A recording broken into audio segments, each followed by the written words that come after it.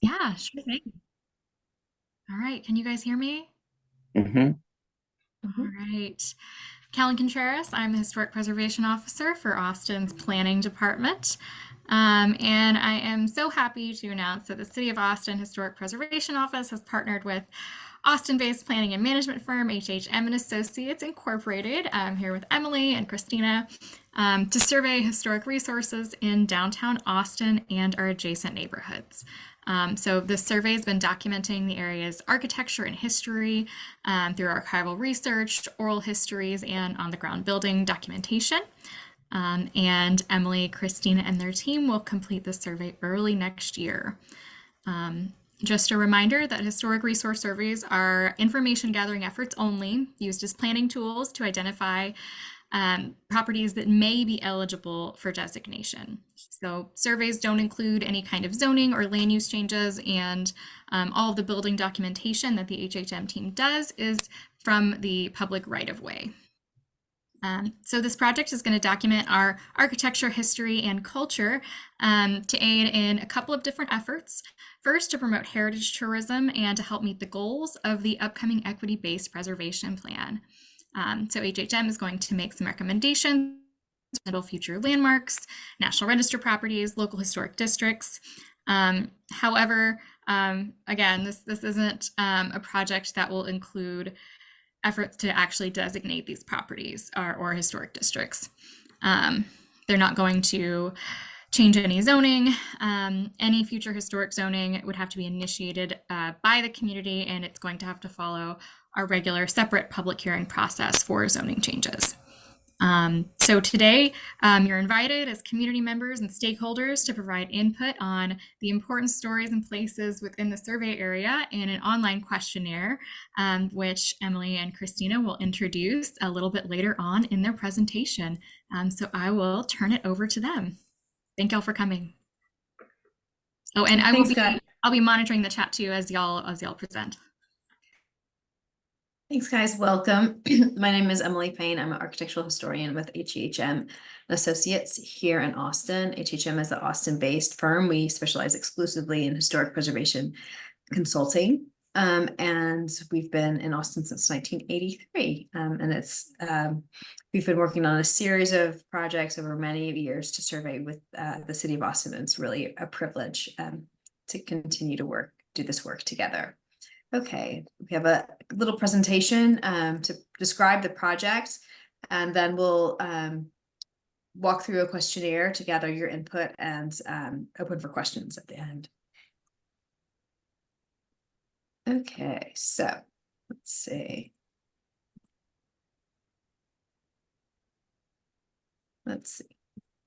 Trying to do many things at once.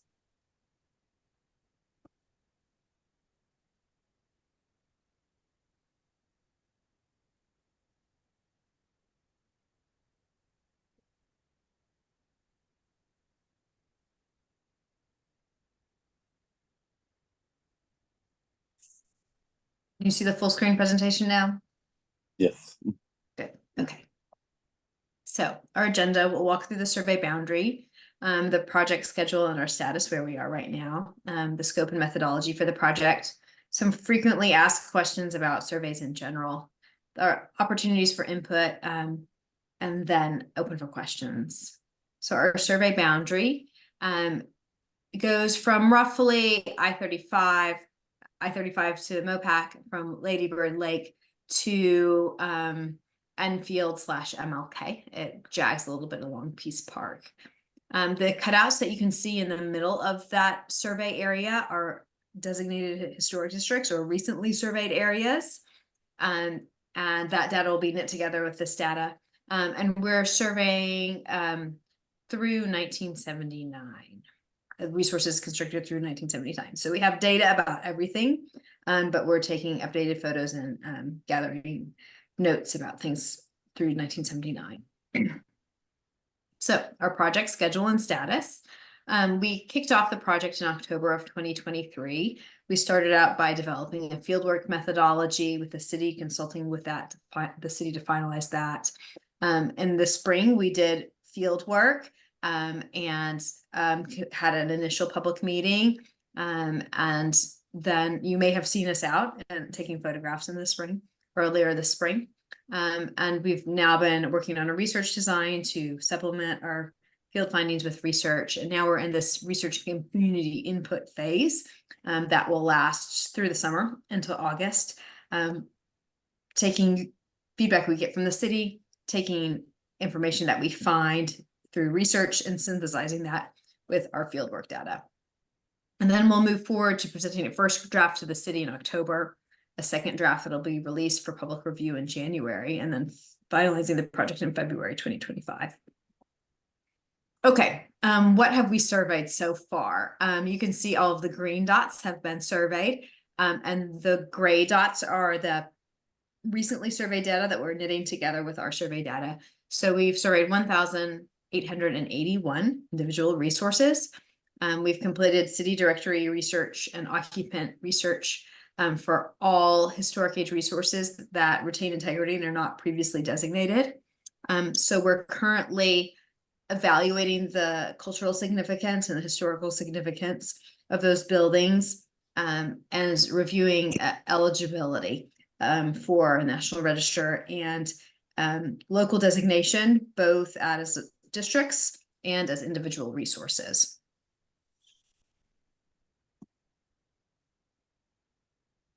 Our scope and methodology.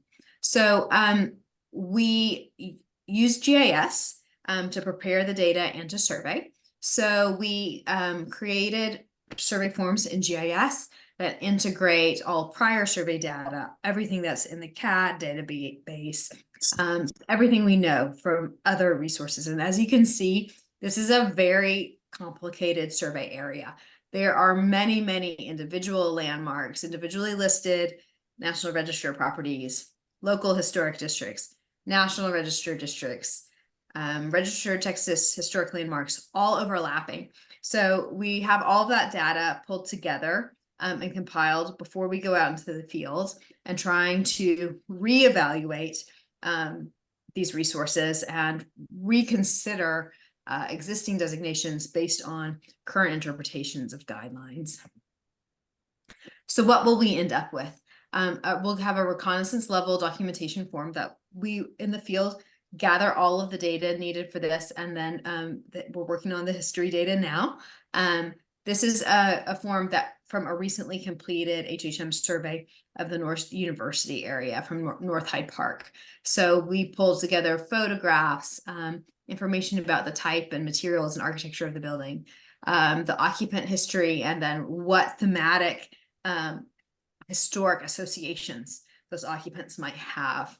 And then we also pulled together heritage tourism information. So we look at it and also district integrity at the end, individual integrity in eligibility recommendations.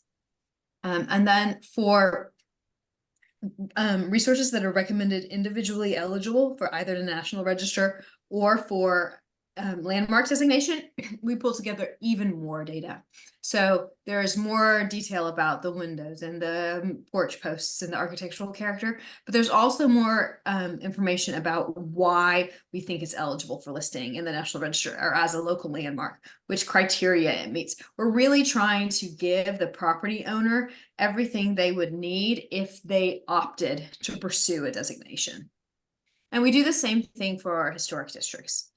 We pull the plats, we look at the construction dates and pull together all of the information about the district that the group of property owners would need if they wanted to seek a National Register Historic District nomination or a local historic district nomination. You know, we don't complete the exact form, but we try to get all the information there about the geographic description, what the properties are like, what they're architecturally like, integrity, what the historic associations are, giving springboards for further research if the owners want to do a nomination.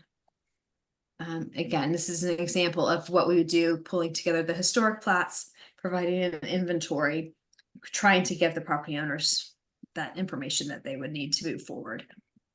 Okay, some frequently asked questions about surveys in general. Callan went over some of this. Will this project change the zoning on my property? No, The survey will only make recommendations.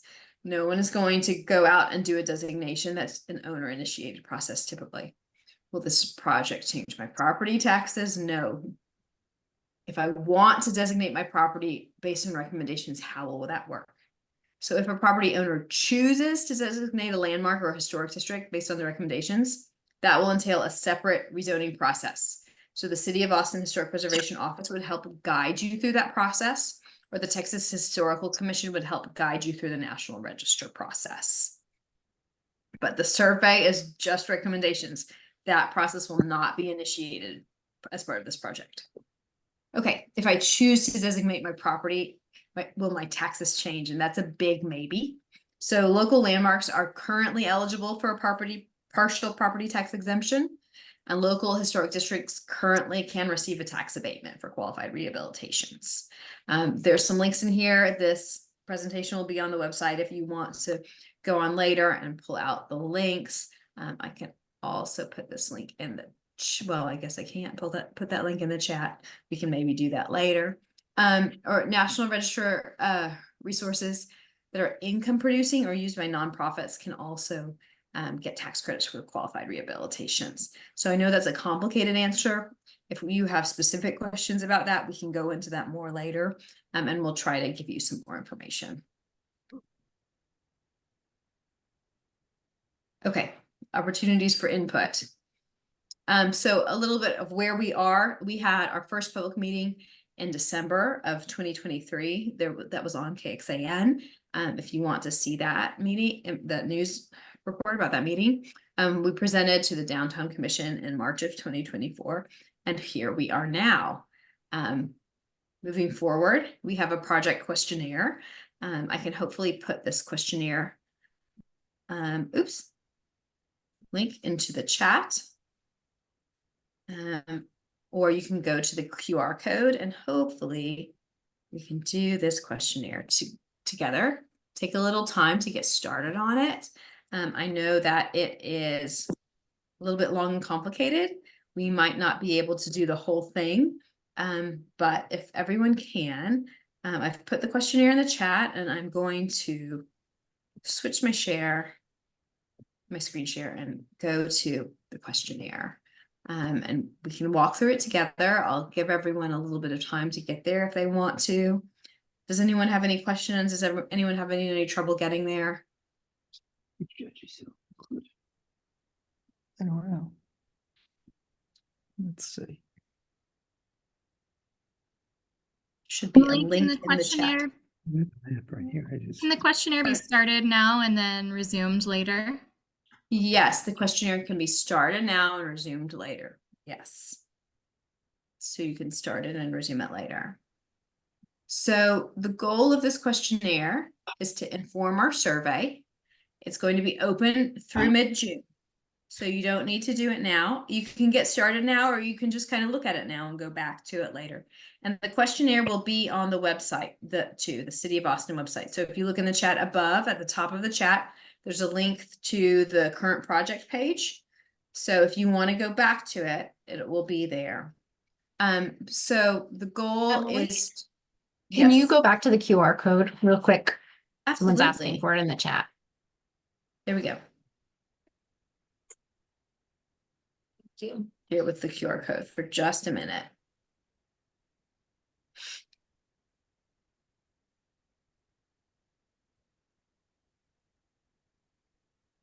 See the QR code?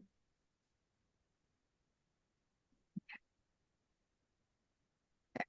So hopefully the QR code brought you to this questionnaire. So the goals are to get contact information. So we build our stakeholder network so that for future communications, we have your information. To ask about buildings and structures, so specific places. To ask about history and culture. So it's easy to gain information about architecture while walking around and documenting, but it's hard, and it's easy to find out the names of owners, but it's hard to find out who was significant to the community and if they didn't do something that was like in the newspaper or at the history center. So those kind of really hyper local I've got it here. stories are helpful to document through this survey. And then researching documentation. If you know of any materials, that's great for you to let us know that if you know of someone who had great photographs or really great neighborhood newsletter or something like that. And then just project feedback about what we can do to make this process accessible and efficient and make sense for you and your neighbors. Okay, so this is just a map of the survey area. This is similar to the map that we looked at before. And then moving down to section 2, we just have a space for your contact information and your relationship to the survey area. Especially for this project, because it's downtown, we want input not only from property owners, but people who work in the area, used to live there but don't anymore, but still find it important. Use the Okay, area for I found this on recreation. the web. Or but we definitely want feedback beyond just property owners. So if you are sending this out to your friends and neighbors and associates, make sure that you are thinking broadly about people who care about downtown Austin and those adjacent neighborhoods. So how long your connection is within the area, and then just basic information. Or organizations, if any. So if you are a stakeholder representing a larger group, we really want to know about that. Any questions about the basic contact information in section 2 of the questionnaire? Okay, move on. So section 3 talks about buildings and structures, and what buildings, structures, or sites in the project area hold special value to you. What is your relationship to these places? Do you own them? Do you visit them? And how have they changed over time? We're especially interested in physical changes to the buildings. Have they been relocated? Have there been major additions? Do they look the same or different than earlier in your memory? Have they been restored maybe back to more of their historic appearance, or have they been altered so that they don't appear as they used to or originally did? We can guess a lot of that from informed visual observation and building permits, but a lot of times memory is very helpful too. Any questions about that section of the questionnaire? Okay. Moving on to section 4, history and culture. This is really where we can get information from you as public stakeholders that we are not able to get anywhere else. So how has the population of your neighborhood changed over time? How have the uses of buildings in your neighborhood changed over time? So for example, in the survey area, we have some places that used to be commercial and now are residential, and some that used to be residential and now are commercial, and some that were historically mixed use and now are not, and some that were historically one thing and now are mixed use. So that kind of information is helpful to know. And also just not just commercial and residential, specifically transitions from warehouse to artistic use to hospitality use, those things too that are all within a commercial sector, or transitions from single family use to multifamily use in a residential sector are helpful for us to understand. What sorts of community gatherings characterize your neighborhood, and how long have they been happening? So picnics, parades, festivals, anything like that brings the neighborhood together. That's helpful to know about and where it happens. Is there a park or a public building where people gather in your neighborhood? And then this is especially helpful, especially for gauging heritage tourism. What types of artistic production characterize your neighborhood, and where does artistic production occur? So for example, painting, sculpture, photography, creative writing, musical production, theater. And even if it's not happening currently, we want both current and historical artistic activity. you know places where that was happening, that's really helpful for us to know. Emily, And may what I types ask a question? of course, Ted. It's unclear to me whether or not the answers should be based on where we reside or office, or the neighborhood as a whole. And is it a subsection of the overall study area, or just our It more can be specific neighborhood? It can be anything you know about within the study area as a whole. It doesn't have to be your specific building. For example, if if it could be on the other side of the study area, but you know that this used to be a artist studio, or Okay, a musician used to live here. That can be helpful, even if it doesn't have to, you don't have to have a direct association with that building or with that little sub neighborhood. I know it's a really big study area, so there are different identities of neighborhood within it. If you have information about anything within this broad area, it's helpful. And that's why all of these are just long answer text. There's no format. We want you to just be able to put it in however you want. And if this format isn't helpful, you can just put in, please contact me, and we can talk through it together. If you have, too much information to put in this, or if it would be more helpful to circle out on a map or something like that, we're happy to work with you. You can just ask, we'll have your contact information from the beginning, and we can follow up with you about that. Okay, so the next questions are about cultural food production. So, gardens, restaurants, food processing facilities, food trucks, places where home cooking occurs that goes to those cultural gatherings. Those can be really important for heritage tourism and also for determining the cultural character of a historic district.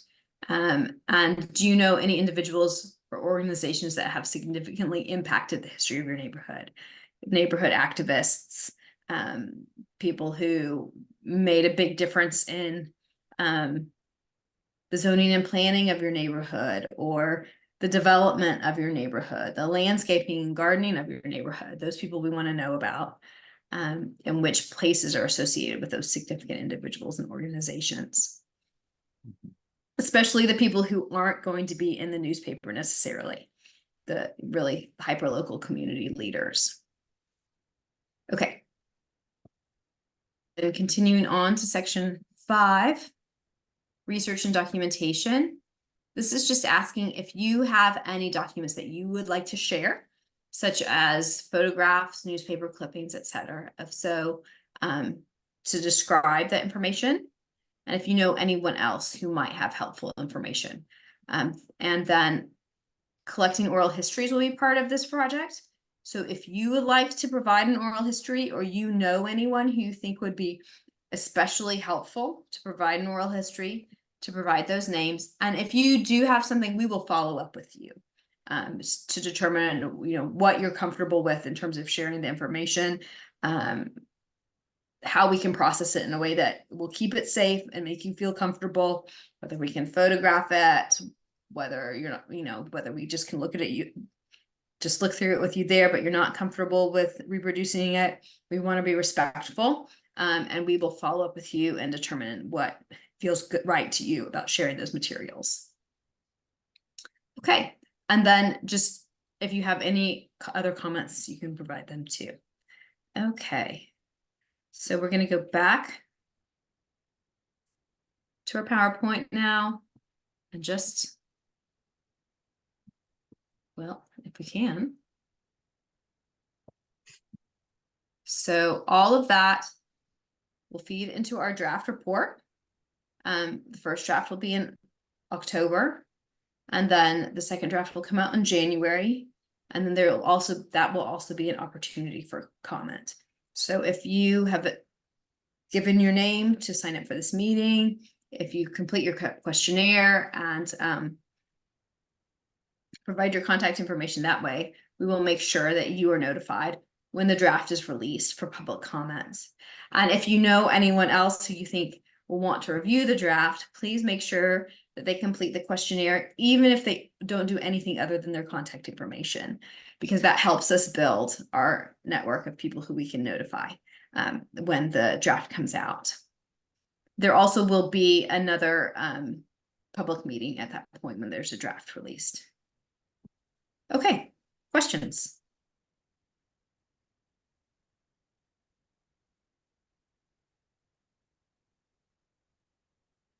If there are any slides I can go back to, I'm happy to do that.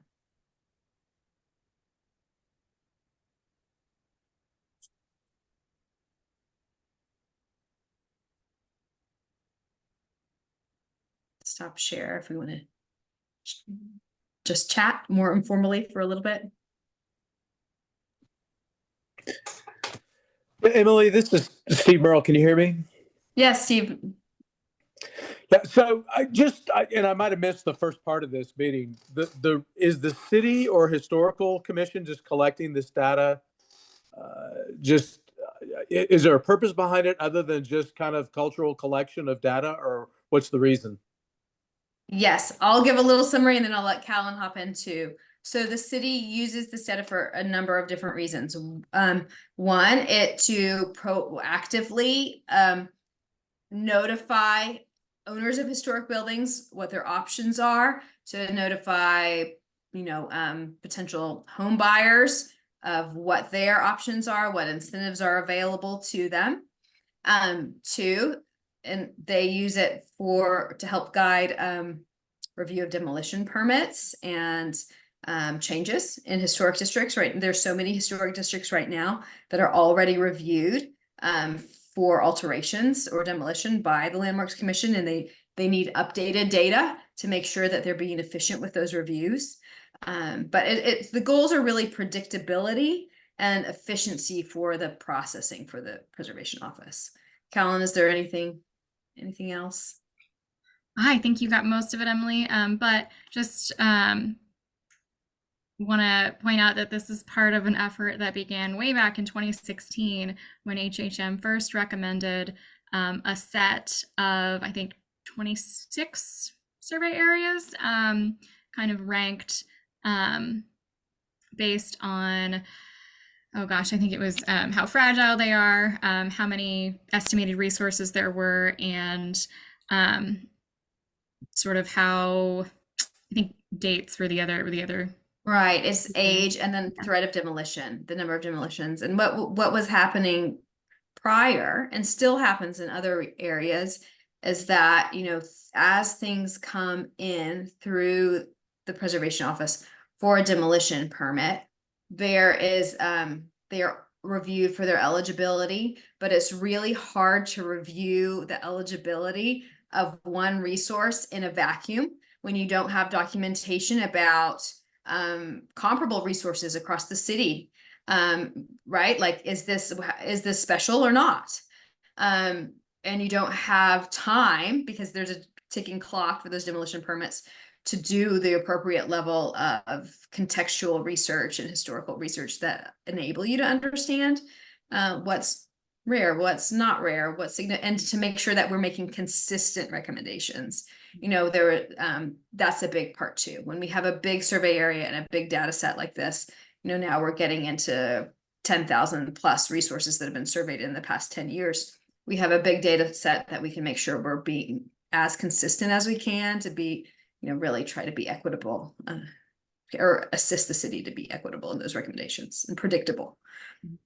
And it is tremendously helpful. I have 5 days in our code from the time that a demolition permit comes across my desk to the time that I have to decide whether or not it's something that the Landmark Commission needs to see. So having this data set that's not in a vacuum, that offers kind of comprehensive first blush glances at whether or not this is something that the Landmark Commission is going to be interested in or that has potential designation capacity is really invaluable. So we're really grateful for all the work these guys and our other surveyors have done through the years to keep this effort moving.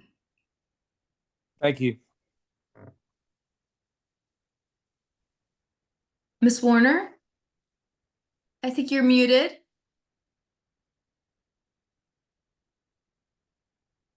Can you tell us if the city, you mentioned the Landmark Commission, And you're the preservation Okay, I officer? found this on the web. What- It's the city condition. Yes, Check- ma'am, I am. Yeah, so what department is the planning department? It is. It is the Planning planning division? department, and we are in the current planning division. Wait a second, planning department. Planning. Division.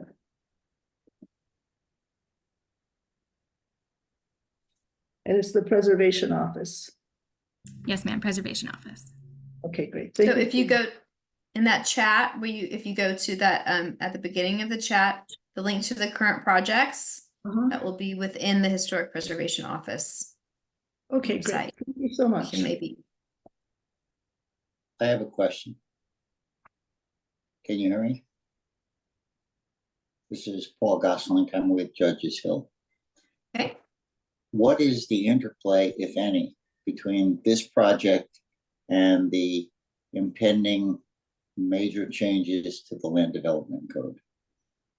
that's a Callan question.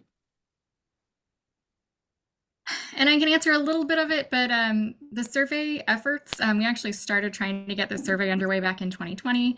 It was funded back then, and because of everything that went on, the pandemic, we're just now sort of getting it off the ground. So it started off independent from anything else that's going on, but we do anticipate that the survey results are going to really help us sort of navigate the upcoming equity-based preservation plan draft that's out right now, as well as provide some context on some of the other code amendments that are moving through as we speak. So it's information that I will be using and my division will be using, but hopefully also that the other departments involved in those code amendments will use too. Callan, correct me if I'm wrong, but it's also, we don't know what the code amendments will be exactly, but there is a good chance based on past code amendments that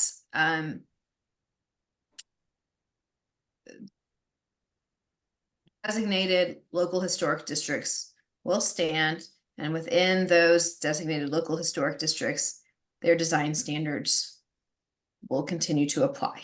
Absolutely.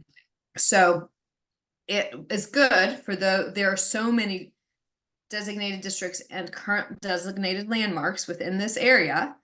It's good for them to have an understanding of what they are, and it's good for property owners to know if that is an option within their toolkit.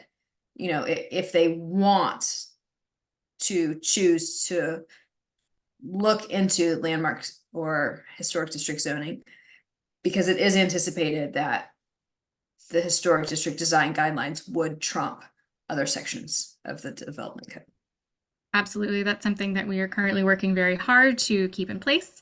I don't anticipate any changes right now moving forward, and I will be working diligently with the code amendment teams to ensure that properties that are zoned H for local historic designation of individual properties, or HD for properties within local historic districts, have those design standards maintained over, any other subsequent code changes that come along. No, you should know. I mean, there are still auxiliary dwelling units that are permitted within those design standards. There are still change. That doesn't mean that it'll stop change, but it would be an additional tool layer. And I'm sure Callan or I we can talk to you separately if you have specific questions about a specific change that you're worried about. Well, could we drill down a little bit into this? Because Callan and Emily, thank you for your responses, but there are changes that are imminent, and it's unclear to me. The Old Austin neighborhood has submitted a letter, maybe you've seen it, that does not only ask for what I think is legally required, protection of local historic landmarks and state historic landmarks, we didn't address local historic districts because there aren't any within our neighborhood boundaries, but we did speak to the National Register districts that are within our boundaries, asking for some recognition of those boundaries and those values. I don't see anything in the home to or ETOD language yet, and that's going to be considered this Thursday and be discussed tomorrow at work session that speaks to those interests. You said nothing's about to happen, Callan. It feels like that's not completely accurate. As far as I know, those are actually still in the works. I'm anticipating hopefully some changes within the next couple days before May 16th. Okay, So- I'm sorry, May 16th is the final, is the time when they're going to be voted on by council, but But we won't have any changes to our H or HD zoned properties, and the design standards are still going to trump whatever, comes out of the code amendments. yeah, so the thing that is not clear yet is what, if any, recognition of National Register District values will be incorporated into the new changes. Are you specifically working on helping get that done? I am. Joy, our Thank you. current planning chief, is also working on that. We have a few great folks at council who are working on something, and we're going to try and collaborate as best we can over these next couple days to see what comes out of it. So fingers crossed. Well, other than crossing fingers, I think the recognition that there's considerable amount of, thousands of hours and tens of thousands, if not hundreds of thousands of dollars that the city has actually spent in doing what we're all here talking about doing more of, will be tremendously affected by these land development code changes if the National Register District efforts are not in some way recognized. The Old Austin neighborhood will attempt to speak to that at these meetings, but that will be way after it's probably meaningful to affect the actual language. So is there anything we can do between now and May 16th that would be helpful to you? There may be, Ted. I think if you want, I can get you in touch with some of the code amendment folks and discuss that kind of together in a separate meeting, if that would be helpful. Sure. Angela Hovis and Charles Pivoteau, President and Vice President respectively of our neighborhood association, are also on the call. Any email you might send, could you include the three of us? Absolutely. And if you can just email, introduce us to those code folks, we can at least share language with them Certainly. that we'd like considered. All right, I can connect you. Cool. And something else that I would suggest, I'm going to put in the chat the link to the City of Austin Historic Property Viewer. And I'll share my screen really quick. This is everyone. This is Callan's, like, putting everything in one place. So all of these blue areas are designated National Register districts. So you can see there are many.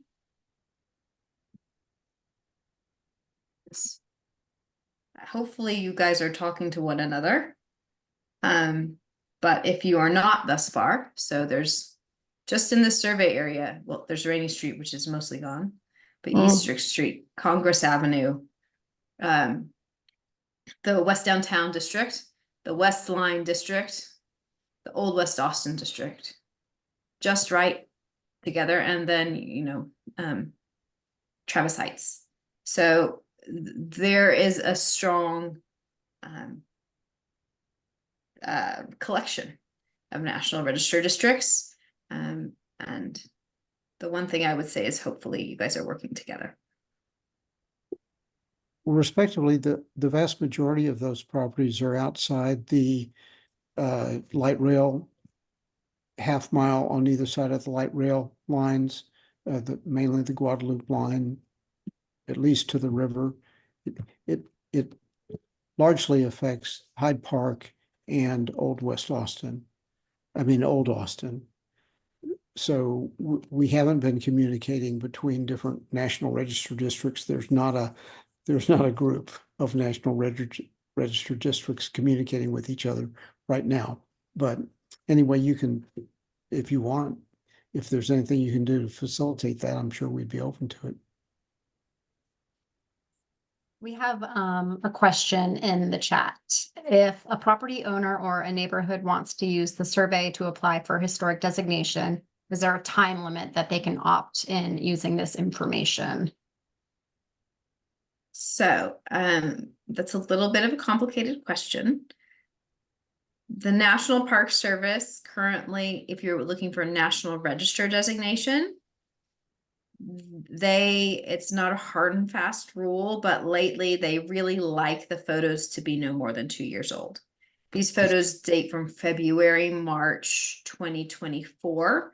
So you would probably want to get a nomination to the State Board of Review in January 2026. So getting started in the next, but by the end of this year, at the latest, would be wise. As soon as possible would be wise for the National Register. You would want to or make you- sure that the survey data was still accurate, make sure that none Right. of the buildings have been demolished or integrity has Right. been altered in any way. That doesn't mean you can't wait longer. Right. They'll just want you to go back through and confirm that all the photos are still accurate. If it's longer, it's not that much of a additional time. It's possible to wait longer, but that's just a little bit of a time savings. The city of Austin doesn't really have any strict standard about the date of the photographs. So that's a little bit more flexible. You would just want to make sure that there aren't any giant changes. This neighborhood, this survey area in particular, is redeveloping at such a rapid pace that the sooner you get started, the easier it's going to be. But that said, a large portion of it will continue to be relevant for years to come. So it hopefully should make it easier no matter when you get started, but the sooner you get started, the more accurate it'll be.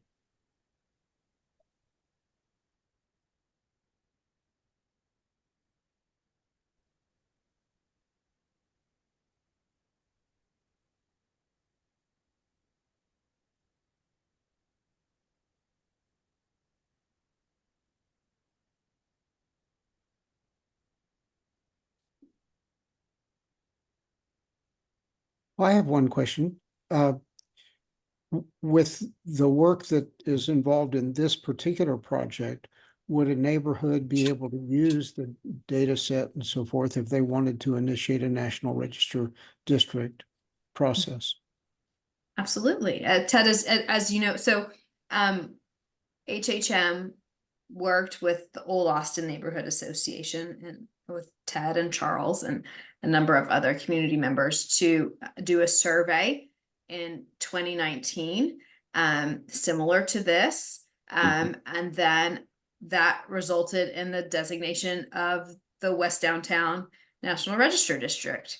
So very similar. We surveyed a bigger area and worked with the Texas Historical Commission to find the boundaries and then use that data to filter into the National Register nomination.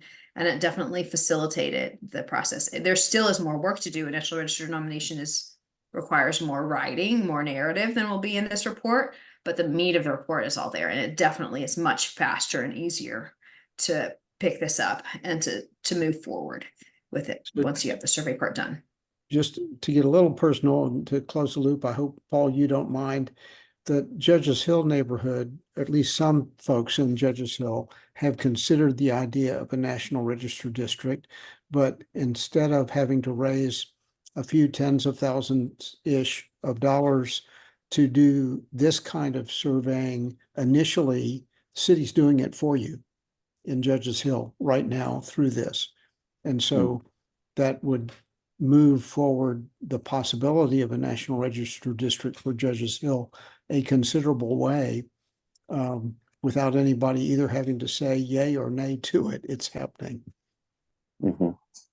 Ted, this is a question for you. If the district is in place, or even if just an individual house is identified and zoned historic, does that increase the compatibility standards, distances? Did you follow that? So this is something that I'm going to have to check on with regards to the new compatibility standards code amendment. My understanding is that anything outside of a historic landmark H-zoned property is not going to be protected by the design standards that fall within the H-zoned property. So my first answer, I think the answer is no, but I can follow up with you and make sure that that's accurate. The specific question is, your answer is a little different than I think my question was. So I have a historic zoned house, and the compatibility standards now are going to say, if it's a single family property, 75 feet, you can have 120 feet or higher. If it's a historic property, does the distance extend past 75 feet as an expanded compatibility zone, or is it unaffected by the historic zoning? I think I'm going to have to check up on that to make sure that the sort of buffer that I'm imagining in your question is what you're actually asking. But I can get your contact info from here, so I will follow up with you about that. Before the 16th, if you can. I'll start asking around tonight. Thank you.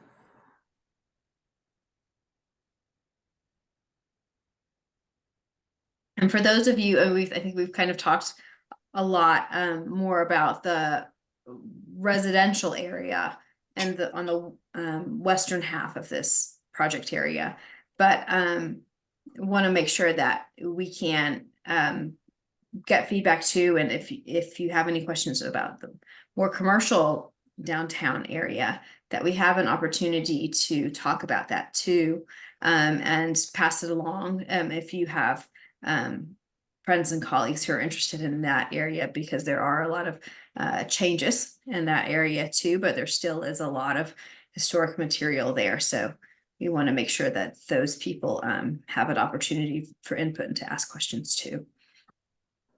Anyone in the audience interested in questions about commercial downtown? Can you remind us what the southern and eastern borders of the survey area are? Bring up the map again. The eastern side was cut off in my display, at least. Sorry about that. It's not your fault.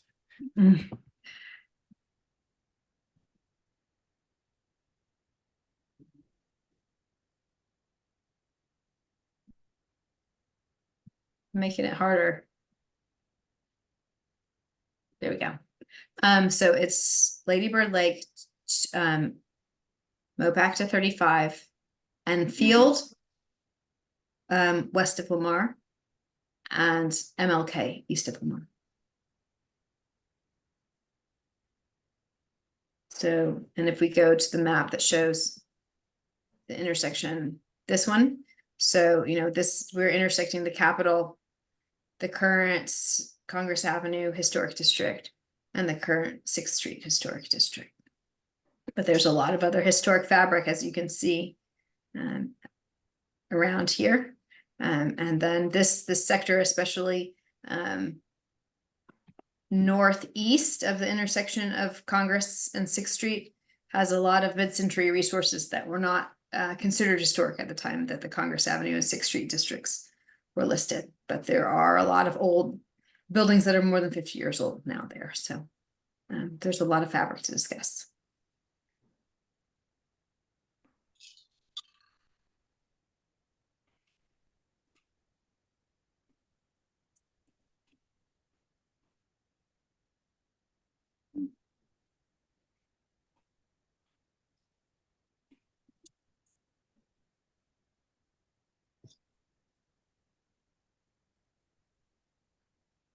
Hopefully everyone has our contact information. If you think of any other questions, just let us know. Happy to Yeah. talk to people offline. Mhm. I would just like to make a comment, something that was mentioned in the beginning of the meeting. This survey, like the survey that we did for part of downtown through Old Austin Neighborhood Association, is simply showing what we have on our plate. You know, it's will be a meaningful planning tool, and that's all it is. You know, it's making no directive as to designation or recommend. You know, it's making obviously recommendations in the final report, but that's all they are, recommendations. And having all of this data is going to be, again, so meaningful as we move forward to help as we continue new developments of making meaningful decisions in planning. And so it's going to be so helpful. And I commend the city for moving forward with this.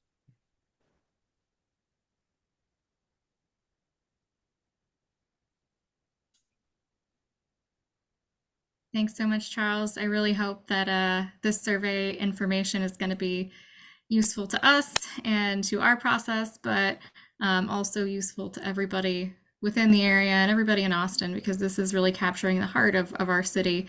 So I'm really looking forward to what Emily and Christina and their team come up with in a few months. Has anyone answered the survey yet? Yes, I think Oh. I've had, let's see. So the survey has been open since December. So we have 22 responses so far, but this is a big survey area. I mean, we have, I think, something like 1,500 something parcels of land. So we definitely want to make sure we get a more robust and representative response if we can. So everything you can do to encourage people to provide feedback is helpful. Well, and how are you already reaching out to people in the neighborhoods, just so we'll know how to supplement any help that any efforts you've already undertaken? So we had based on when this project kicked off, our first meeting was in December, which is not the best time for anyone. At that point, there was notification to neighborhood associations, Preservation Austin, Downtown Austin, those kind of stakeholders, to inform their membership about that meeting, and a notification letter with the link to the survey was sent out at that time. So some of those organizations have forwarded it on to their membership, but then more have been they've been contacted again for this meeting, and hopefully it will grow. As I said, anyone who responds to the survey will help build our database for future communications. And once again, when does the survey time period end? June 16th. So we've got a good month. No. Have you gotten any super interesting stories yet? No, we haven't gotten a lot of detail yet. We get the really interesting stories when we start talking to people about oral histories. That's when we really find stuff out. Well, thanks again for your efforts. Well, we try to also figure out ways we could at least post this on Facebook, on our Facebook for our organization. Charles, can you do that? Sure. I think it was real helpful to understand that anybody could say something about any of the properties, that it doesn't Absolutely. something right next to you. No. You don't have to live there, and especially if you have a story about an individual or a business that had cultural value or community value, you're part of the community. So it's definitely helpful to hear those stories. Well, places evolve, over a long period of time. And so it's important to have this input from some of us that have been around, especially downtown, for decades. I'm not going to say how many years, but we don't talk numbers anymore. We just, but anyway, I think all of us participating in this is important because we all know facts, and however small or large the facts are, I think capturing those is very important on this survey. One And more keep in question. mind, absolutely. If Judges Hill wanted to become a local historic district, how long would that process take? So, in general, when we have information from a survey like this, the process is vastly shorter than if y'all would have to compile it all yourselves. That being said, there is, I would say, a window of maybe 3 to 6 months that should be set aside for the public hearing process and for kind of the neighborhood to get together and decide the size of the district, the shape of the district, which properties are contributing. It's going to be a lot easier with this survey, but it's still something that will have to be a community effort in order to initiate. So that can take some time. But once all that's done, oh, sorry, go ahead, Emily. I would say what we see is 6 months to 5 years before the city sees the project.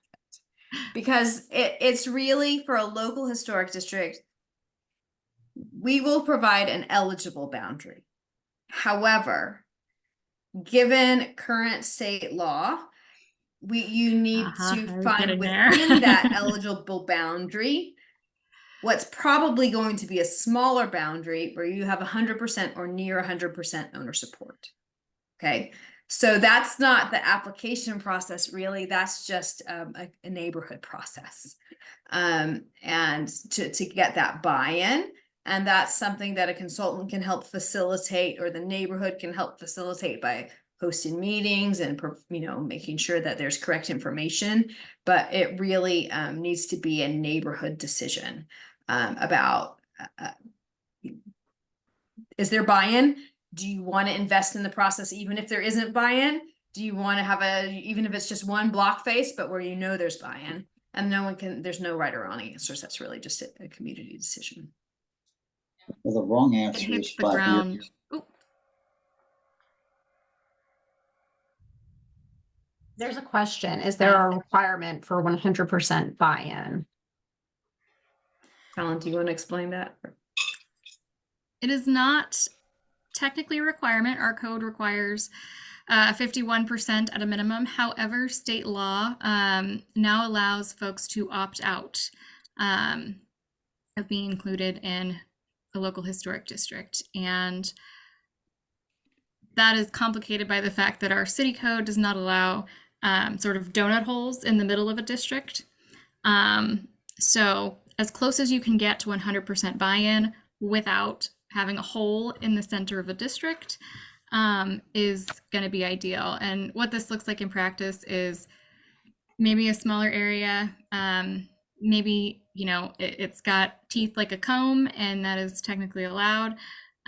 But with this state law change that went into effect, I believe in 2021, our local historic districts are going to look a little bit different, or maybe a lot different than they have in the past.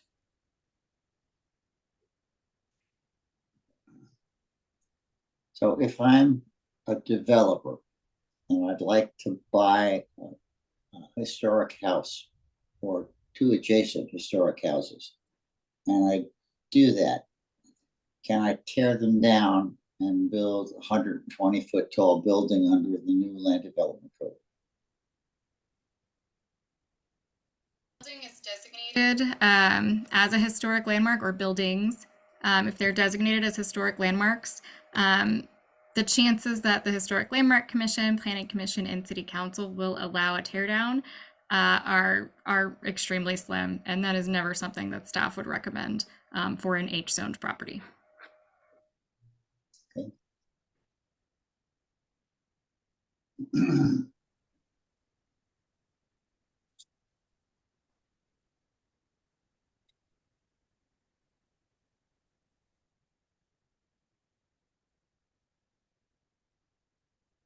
Thanks so much, guys. Great conversation. Hopefully we'll see you again soon and hear from you. Yes, you will. And thank you for all this, because it's been very helpful, I think, for all the stakeholders to hear this and be a part of this process. I really appreciate it. Thank you. Thanks so much, Charles.